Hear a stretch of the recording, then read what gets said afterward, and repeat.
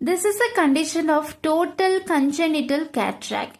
It is a common variety and may be unilateral or a bilateral condition. In many cases, there will be a hereditary reason, and the other reason of this congenital cataract, this is due to maternal rubella. This will occur during first trimester of pregnancy. Typically, the child is born with a dense white nuclear cataract. It is a progressive type of cataract. The lens matter may remain soft or may even liquefy. This congenital rubella cataract may occur alone or as a part of classical rubella syndrome, which consists of ocular defect, ear defect and heart defect.